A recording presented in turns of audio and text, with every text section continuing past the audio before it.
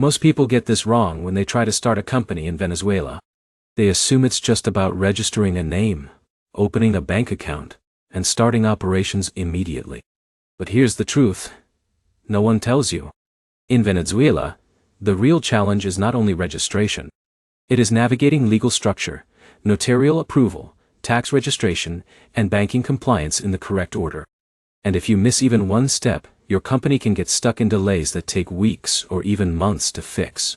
Now here's the interesting part. Despite its complexity, Venezuela still attracts entrepreneurs because of its strategic location in South America and the possibility of operating in specific local and regional markets. Many foreign founders also explore it for import-export services and regional trade structures. But most beginners don't understand how the system actually works. In this video, you are going to learn exactly how to start a company in Venezuela step by step in 2026. No confusion. No legal overload. Just a clear roadmap from idea to fully registered company. And in a minute, I'll also show you the biggest mistake foreigners make when choosing a company structure in Venezuela, which can completely affect liability, taxes, and even bank approval. Let's begin. First, you need to understand the types of companies you can register in Venezuela. This is one of the most important decisions, and it is where many entrepreneurs make their first mistake. The most common structures are the Sociedad Anónima, known as SA, and the Sociedad de Responsabilidad Limitada, known as SRL. The SA structure is similar to a corporation. It is widely used for larger businesses, trading companies, and international operations. It offers limited liability, meaning shareholders are protected based on their investment. The SRL structure is similar to a limited liability company. It is often used for smaller or medium-sized businesses, where ownership is more tightly controlled and internal management is simpler. Now here's where it gets interesting. While both structures are legally valid for foreign investors, the SA is often more flexible for scaling and bringing in partners, while the SRL is more restricted in structure, but easier to manage for small operations. There is also the option of a branch office if you already have a foreign company and want to expand into Venezuela. But this ties your liability to the parent company, which adds another layer of risk. So before anything else, you must decide what your business actually needs. Stability, scalability, or simplicity. Now let's move to the first official step. Choosing and reserving your company name. In Venezuela, your company name must be approved by the commercial registry system, known as the Mercantile Registry under SEREN. You cannot simply start using a name commercially without approval. Let's take an example. Imagine Alex from the US wants to open a trading company called Caribbean Trade Solutions. Before anything else, that name must be checked and reserved through the registry system to ensure it is unique and legally acceptable. Now here's the problem most people face. They only submit one name idea. If it gets rejected or already exists, the entire process slows down. So here's a simple strategy. Always prepare at least 3 to 5 name options before starting. This keeps your process moving without delays. Once the name is approved, the next step is drafting the Articles of Incorporation. This is one of the most important legal documents in the entire process. Think of it as the foundation of your company. It defines what your company does, who owns it, how decisions are made, and how capital is structured. It includes key details like shareholder information, company purpose, capital contributions, and governance rules. Now here's where many beginners get confused. They think this is just a formality. But in reality, this document determines how your company operates legally. For example, if Jake from Canada sets up a logistics company in Venezuela, the wording in his incorporation document could determine how much control he has over decisions, how profits are distributed, and even how disputes are resolved. So this is not something to rush. In most cases, these documents are prepared by a legal professional and must follow Venezuelan commercial law standards.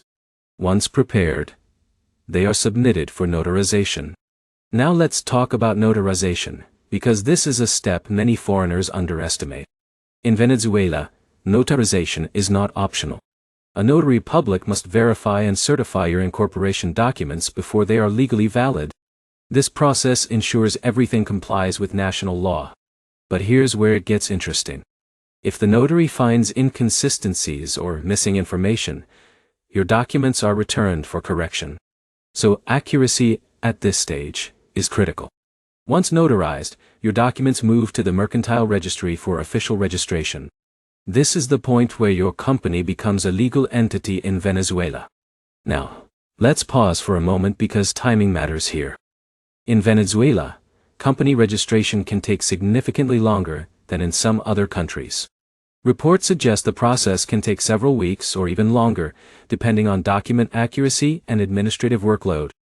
Most delays are not due to the system itself, but due to incomplete or incorrect paperwork. Now, here is a simple strategy to avoid delays. Double-check everything before submission, or use local legal support to review your documents. This can save you a lot of time. Once your company is registered, you will receive official incorporation documents. But your company is not fully operational yet. There is still one critical step. You must obtain a tax identification number, known as the EF. This is issued by the Venezuelan tax authority, CNIAT.A. Without it, your company cannot legally invoice clients, open a bank account, or operate commercially. Now let's talk about banking, because this is where many foreign entrepreneurs face challenges. Opening a corporate bank account in Venezuela requires strong documentation. Banks usually request your incorporation documents, tax ID, shareholder information, and proof of business activity. Let's take an example. Imagine John from the UK opens a consulting company. Even after registration, the bank may ask him to show contracts, invoices, or a clear explanation of his business model before approving the account. Now, here's the problem most people don't expect. Company registration does not guarantee bank approval. Banking compliance is a separate process. In a minute, I'll explain how to improve your chances of getting approved faster, because this is one of the biggest bottlenecks for foreign founders. Next, you need to understand tax obligations. Companies in Venezuela must register with CNIAT and comply with national tax rules, including corporate taxation and VAT, depending on activity. The tax system requires proper classification of your business activity. Choosing the wrong classification can lead to incorrect tax obligations or compliance issues later. Now let's talk about hiring employees. If you plan to hire staff, you must register with labor and social security systems.